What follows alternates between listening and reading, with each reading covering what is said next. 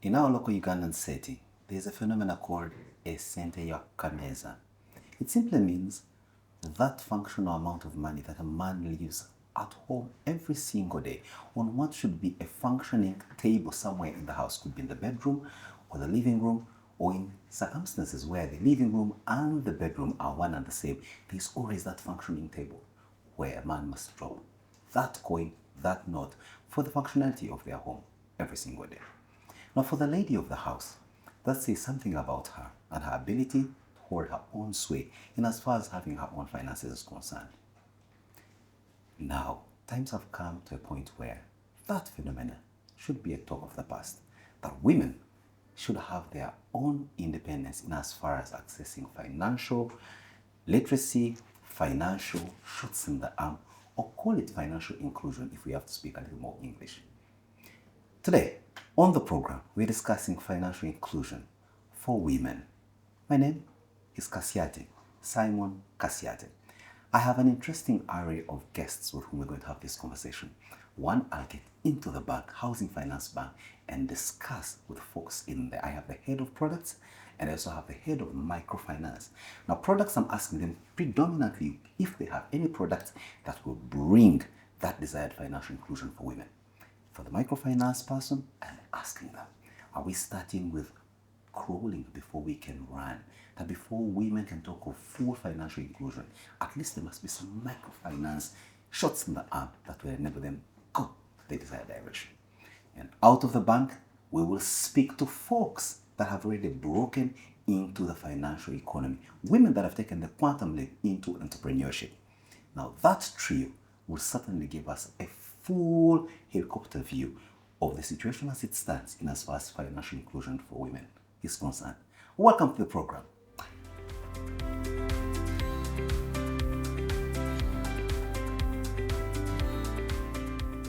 I have with me the head of products at Housing Finance Bank, Patience Bayenda. Welcome to the program. Thank you so much. I'm glad to be here.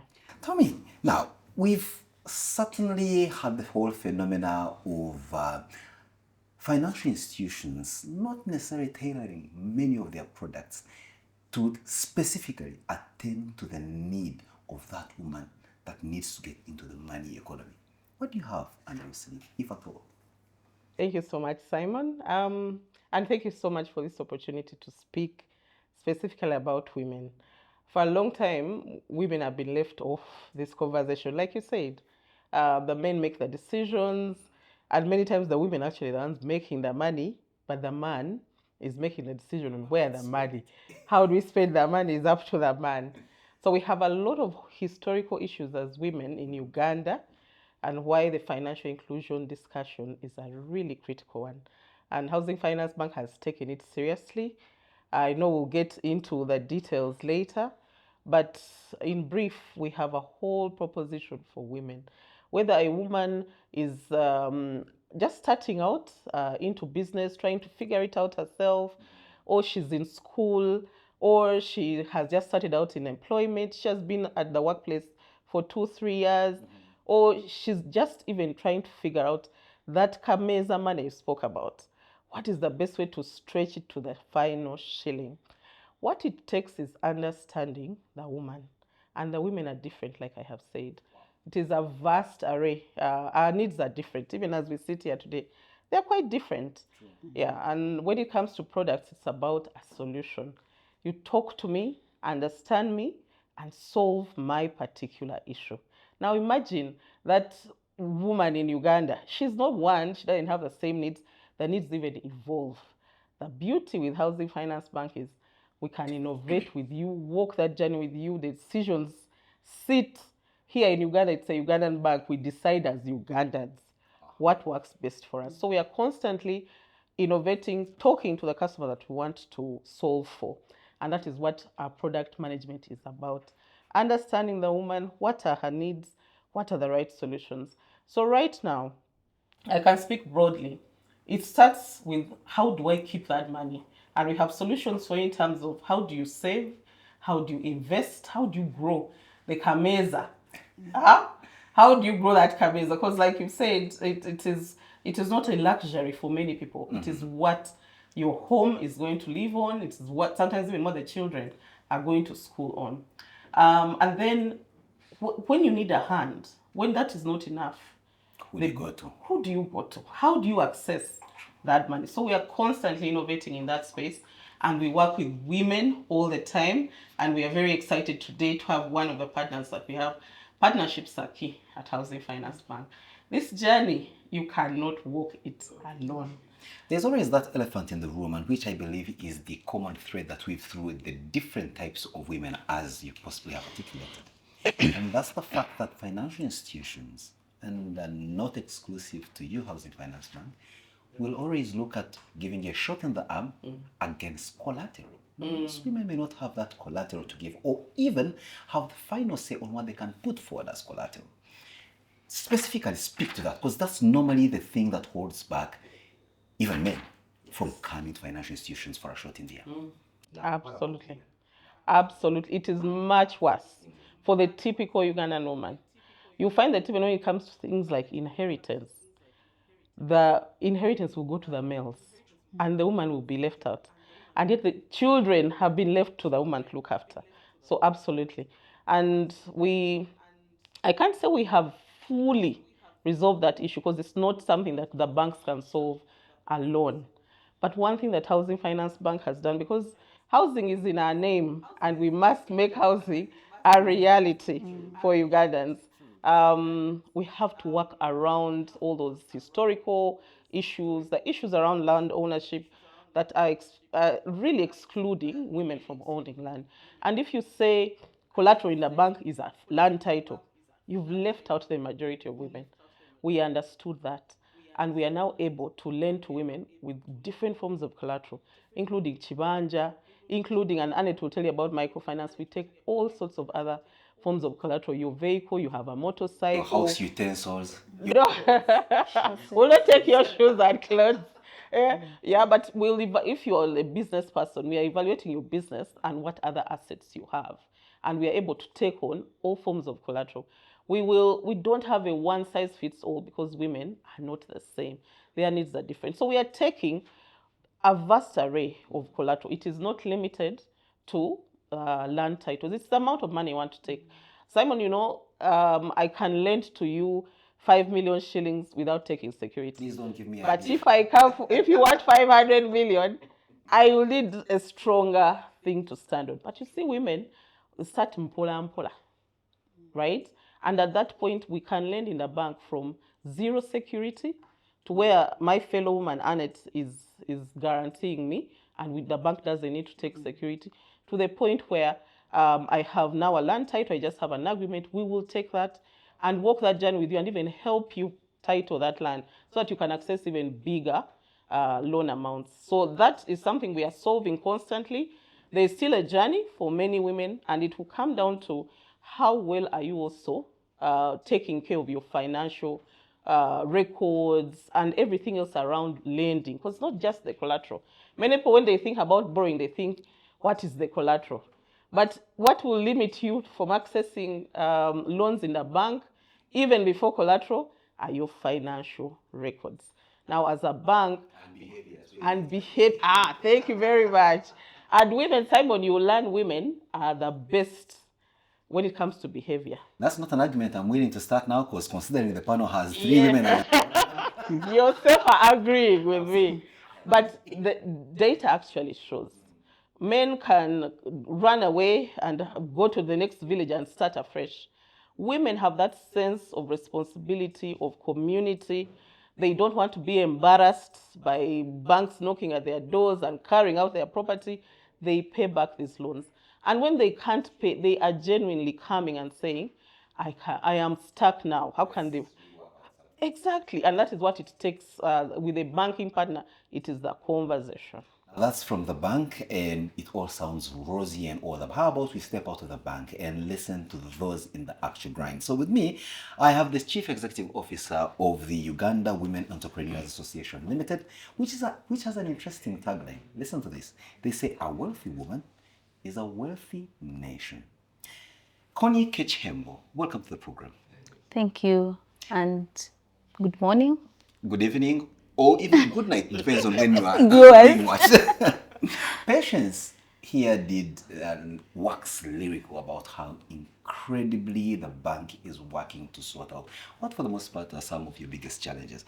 And while we are almost about to agree with how hook, line and sinker, we want to bounce it off you, who is actually in the trenches.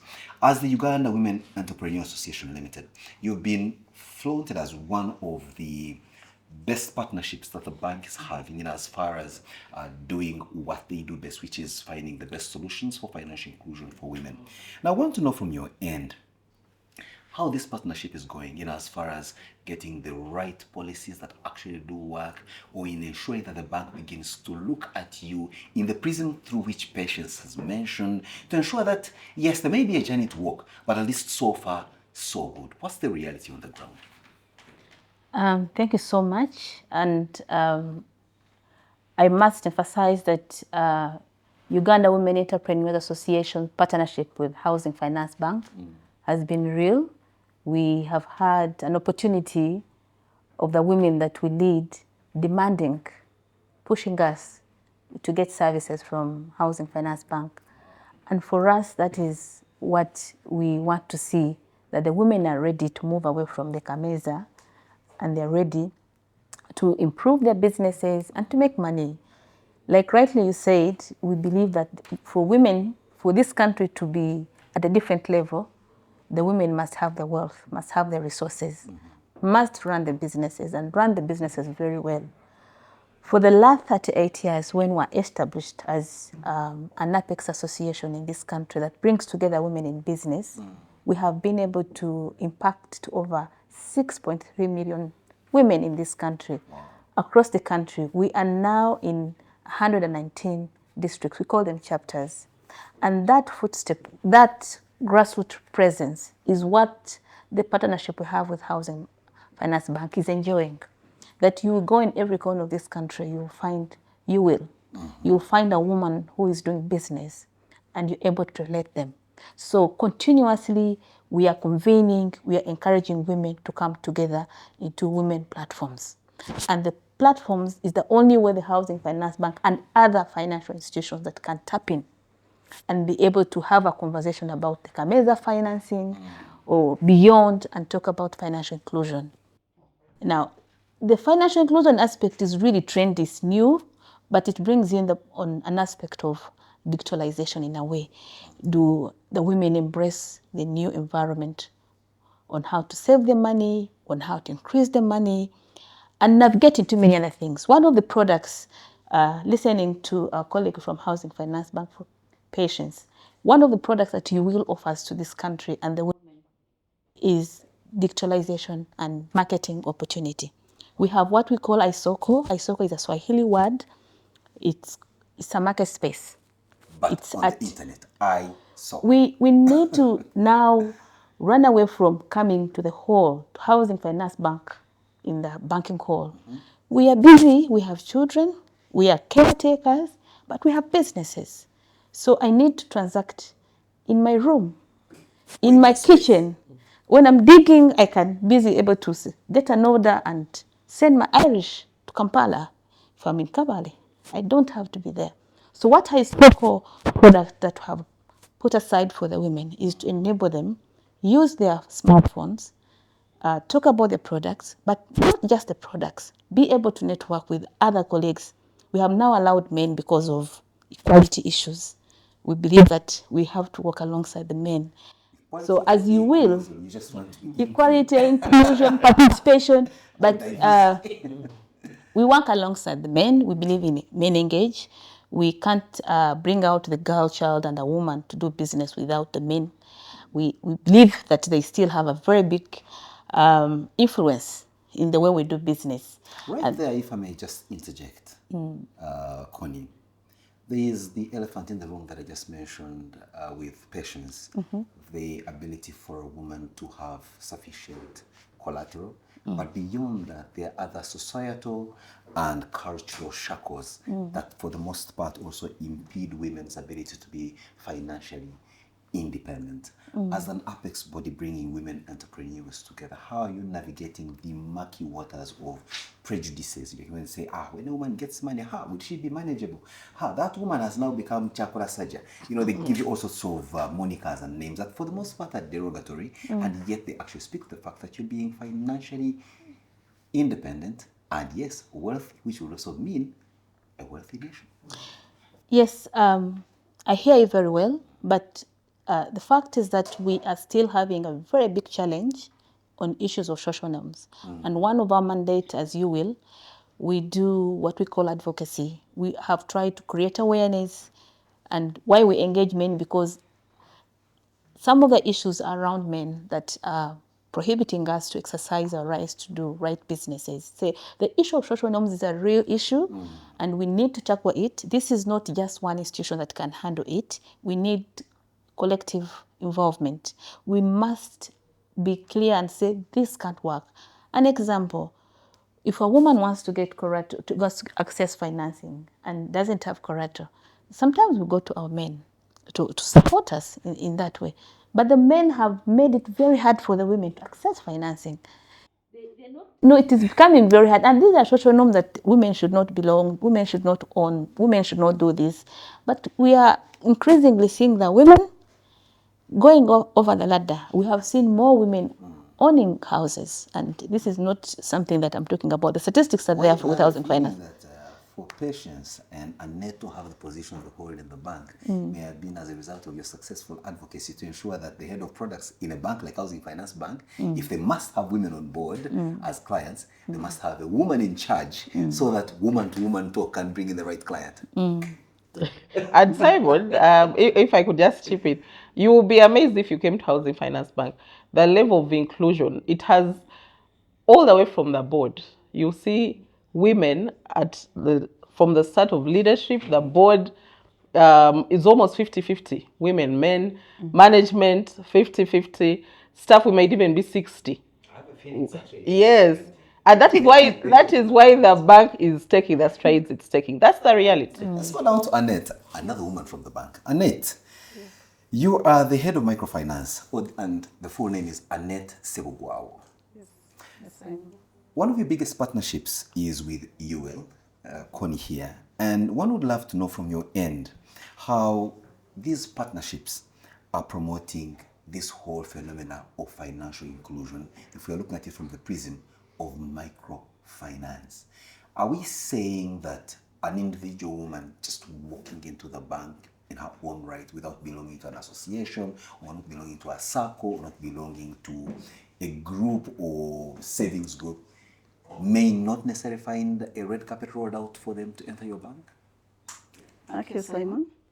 So we do a two-way model. Like if you're an individual, you can walk in. You don't need to belong to a circle.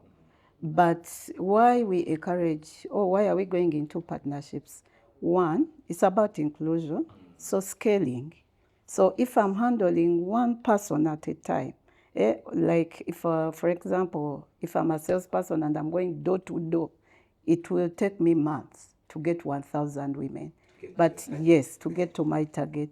But if I'm actually partnering with you, Will, and I get a forum of 1,000 women, yes, several, So that's why we are scaling is very critical. So if we are talking about inclusive, then we need partners. One, they already have organized women who are trained in business. So it becomes easier for the bank to actually, pass on the message.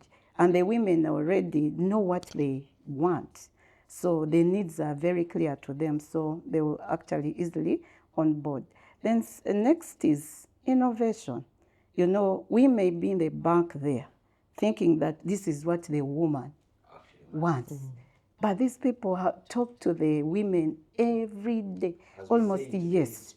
Yes. Yeah, baliku ground. Yes.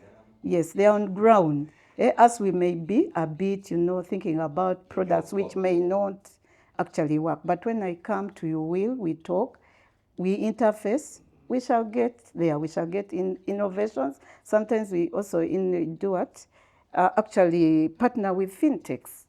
So how do we have these ladies access money so fast? Instead of the usual appraisal, long process of asking for, you know how women fear forms. You tell them to sign. Sign here, sign there, sign what? So they are a bit go back, like they don't want. So we use fintechs, and we come up with products which they can easily access. But also, let's be honest, Annette, here, that the majority of women are actually not grouped in organized groupings, as you mentioned. And you still need those to also get into your portfolio as clients. So tell us from where you sit, what more is the bank doing in encouraging women to coagulate in circles, in associations, in fintech spaces and the like? Because you have to lead there. Otherwise, like a herds person, if you want your sheep or goats in a kraal, you need to show that you're herding them towards the kraal so that you're able to give them a shot in the arm. Actually, Simon, you'll be surprised that women are already in groups. Oh, Monomukabi, though they are not formal, but they are in informal groups. Every woman, even us, we have a cash round somewhere. If you're to ask patients or Annette, like 5 each. we are group. We have groups where we do cash round, where Monomukabi. So, but they are informal. So the bank comes out and say, okay, let's make it formal. And then in these groups, we do financial literacy training. For instance, we talk about bookkeeping. Why is it important to have records for your business? So that you can separate. You know, women, usually we buy on impulse. If you don't have yours, so as the hawker passes with earrings, you say, come, bring that. Then someone is, passing with cakes for the kids because we have to go back with something. Come, I want cakes. So at the end of the day, you don't know how much income you're actually earning and the expense. So we try to train them on customer service, bookkeeping, debt management. It's not about you borrowing in 4 institutions. You can manage your debts better. Because at the end of the day, we don't want women to run away from their husbands. Digging a hole to fill another. And dig another one to fill another. And also, they are very good at saving. But how are they saving? Informally, in a box which is kept in the chairperson's home, then the home burns or someone accesses it. And at the end of the day, they lose money. So we say, move that box from, to the bank.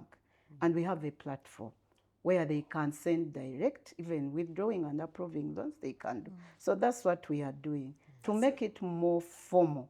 But I'll say that even when you're an individual, not fair to come to the bank. That's when I turn to Connie here and say, well, I've heard from Annette here, but yes. Let me just speak from where she has actually stopped, that the advantage of them being partners of You Will, we are setting up a women entrepreneurship platform. And this is a government program that has been entrusted to the Uganda women entrepreneurs across the country with other partners. Of course, we are working together with Ministry of Gender. This investment is a government investment.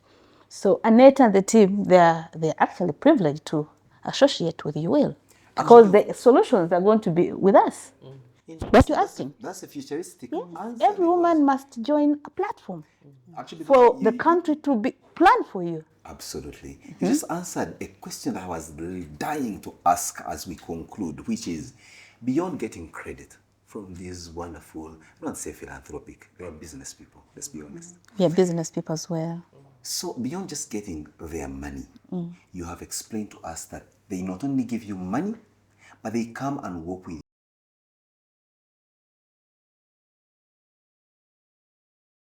That does not expose you to the vagaries of having money, where it's impulsive buying and the like. But let's not forget that the truth of the matter is that someone will default for one reason or other beyond their control or within their own self-made bad decisions, omissions, or bad judgment.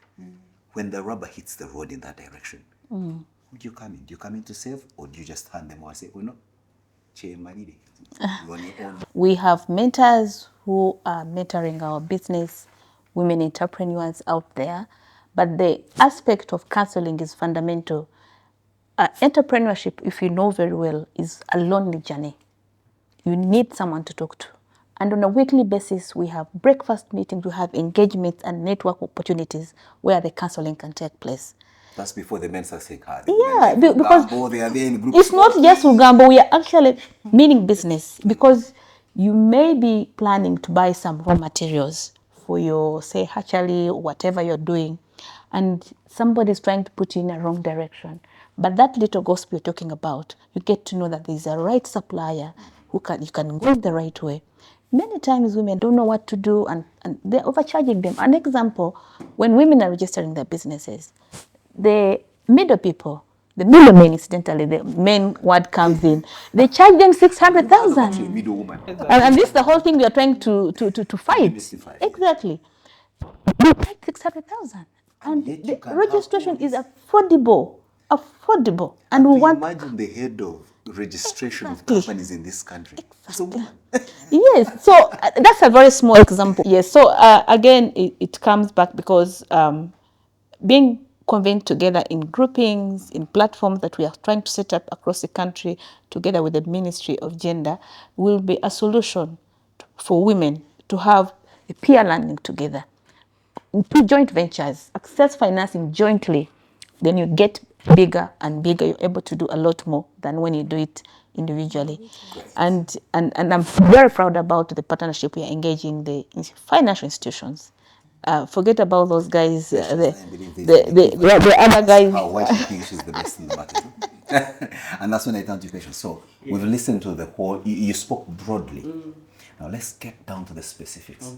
And for that one, I'll even read the question to be sure that I'm asking the right one. Because people are listening. They've listened to you now for almost close to half an hour. But they want to know exactly what inclusive products and services does Housing Finance Bank have or offer to promote this financial inclusion we're talking about for women? Thank you for that question. 2, 3, 200. Thank you. And indeed, yes, I could go on forever.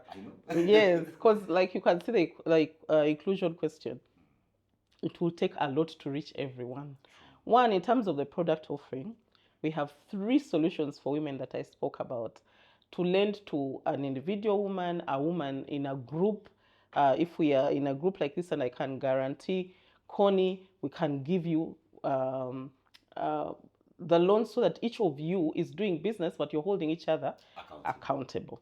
But we can also lend to the group so that the group lends to its members. So we have 3 special solutions for women in terms of how do we help you along your business journey. That means one woman can identify as a loan ranger and come to you and borrow. Yes. But the same woman could be belonging to a little village group or office group of like 15 women. Her investment club, her circle. And get 2 of her members to again come to the same you and they guarantee her some financing. That same woman could belong to a circle which comes and borrows from you. You don't even have sight of her. And that circle then lends to her. Absolutely. So those are 3 ways one woman can actually benefit from you. Yes. Tremendous. Now that is special inclusion for women. But on top of that, I really cannot not talk about housing solutions. Because in housing, we have specifically spoken to the Ugandan problem of people in Uganda don't have the 300 million to build the house at once. Zimba mpola mpola. Whatever you have, usually you've entered your home, but there's still stuff you need to do around your home. And that is how we came up with incremental housing loans. Meaning that, Simon, there are some improvements you want to make around your home. But for women specifically, because we know the issues around the ownership, she's in the home, the title is not even in her name. So we offer that special attention to women to get them, to give and get their collateral in a better space. But on top of that, we're able to lend to them at even a discounted rate. Wait a minute. As women. Yes. So instead of the man trying to insist that the house title must be in his name, he's at an advantage to include the woman on the title for the home. That discounted special rate for women, yes. They are both benefiting as a home. So you can do all your improvements. On top of that, because of these partnerships, we've been able to bring on special products for other solutions at home. Energy. Women are the ones that have suffered through firewood and charcoal, and how do we cook at home? We now have renewable energy solutions. We have a recent partnership we launched with UECCC, a government body that is helping to capitalize renewable energy. So it's partnering with banks and other financial institutions. Because of that partnership, we can lend to you very discounted rates to come and put up, whether it's biogas in the home or you're shifting gas. to gas. Yes, As you're opposed shifting to to waking gas. up at 2 a.m. when the husband shows up for you to Exactly. warm his color. Yes, or solar for your home as an alternative to electricity, or even moving electricity to your home. You may have moved into the house and you don't have. You are off grid. Yes. So even all that, we can fund you at a discounted rate. Water. How do you bring water to the home? Can we do water harvesting, tanks for your home? And all these are solutions you can have for your business as well. So we have also a partnership with Water Equity. We can lend to you to put a good renewable water source, sanitization issues around your So home. let's just put it plainly. Since you say your products, talking about your products could spend a whole day on the platform. Let's say for every product that is part of the portfolio of Housing Finance Bank, there is a special affirmative consideration for the woman. Yes.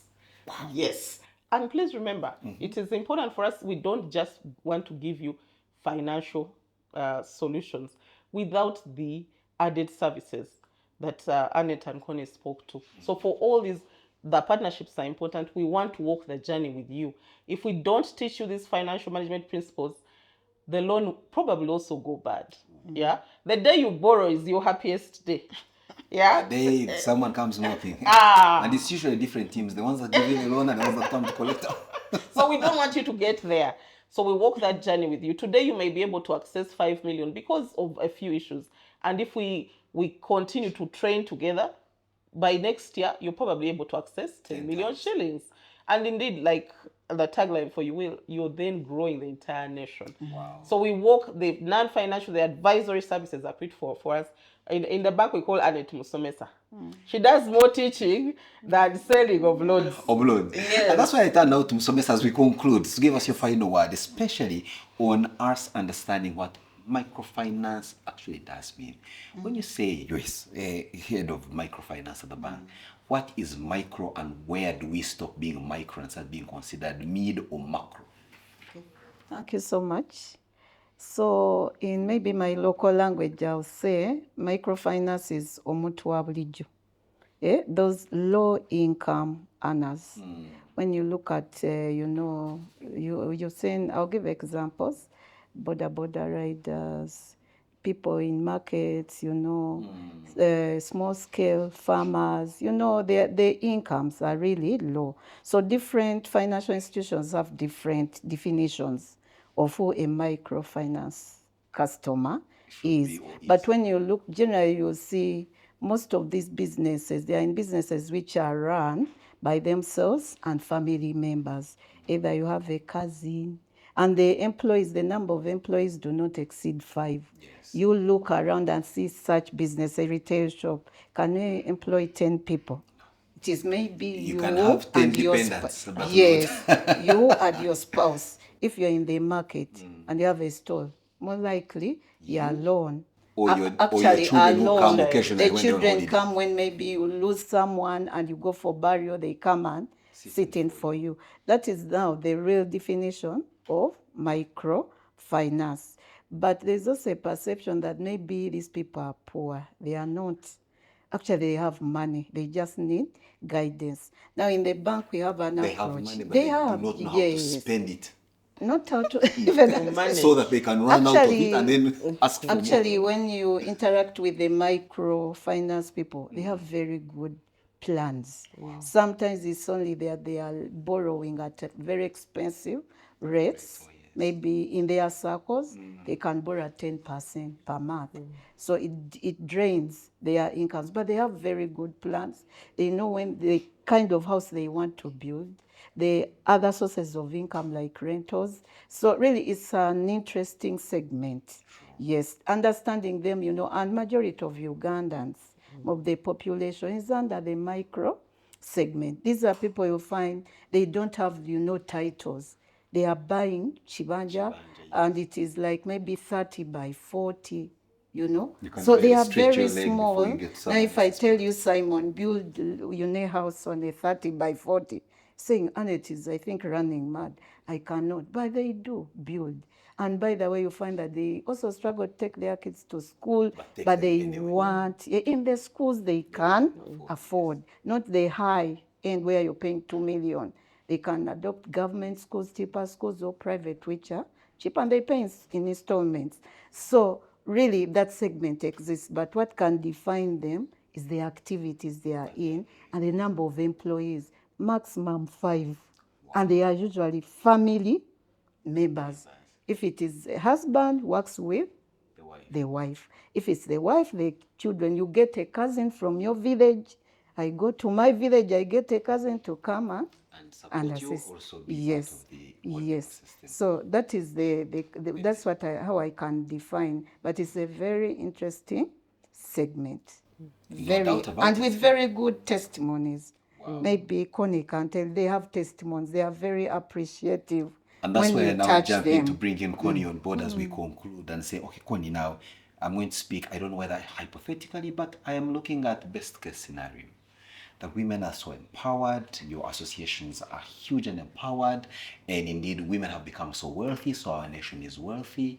There's always that worry that when women become wealthy, they become a little bit uncontrollable. But you're also working in a political situation where your associations or groups can be so huge that they begin to threaten a certain political status quo. When you get to that point of success, because I'm sure you plan for that moment where you've become so successful that now you are a worry to other segments of society or even power, do you have a contingency plan to say we'll all go all out or back down a little bit? Which way would you go?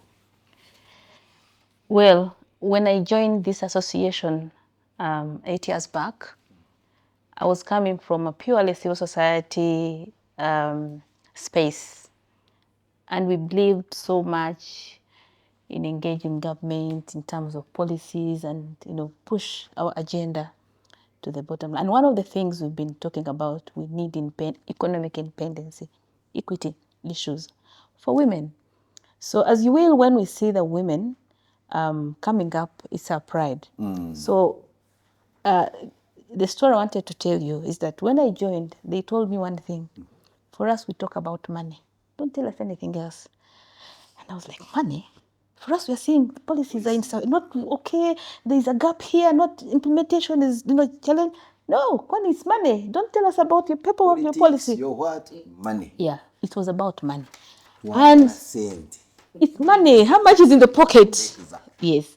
So reflecting on that, 8 years back when I joined the association, I now believe that it's about money. Which man wants a woman doesn't have money?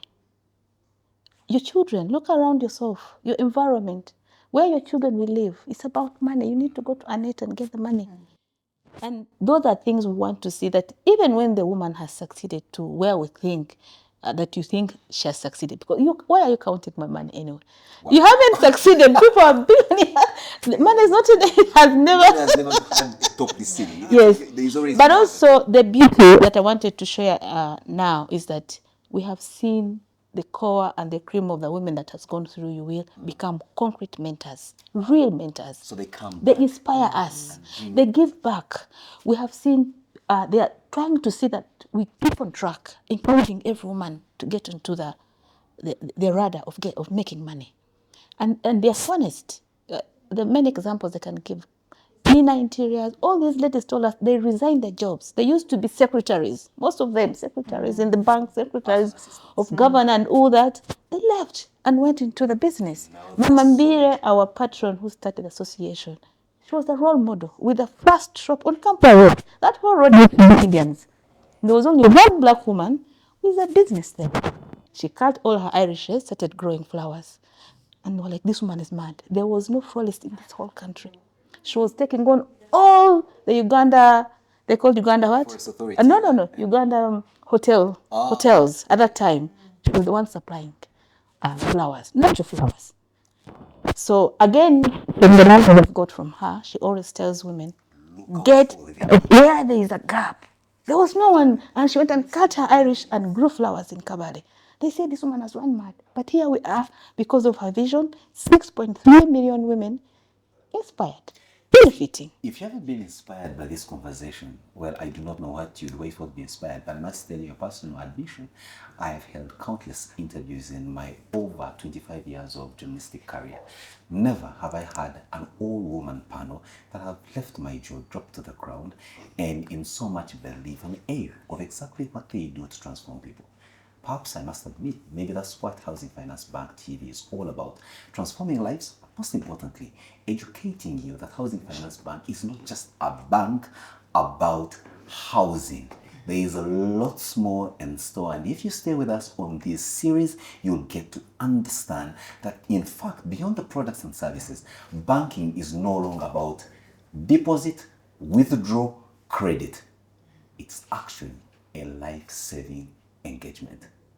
We'll be back with another interesting conversation on yet another topical issue in our next episode. But for now, I must thank the ladies in this particular order: Patience, Annette, and Connie. It's been a pleasure having you on the program. Thank you, Simon. And I can tell you without a fear of contradiction, in many lives, not just women, but including men, will certainly be changed because of the conversation we've had. Thank you so much. God bless, and yes, I hope that I'll meet you on the other side of success next time. Thank you so much.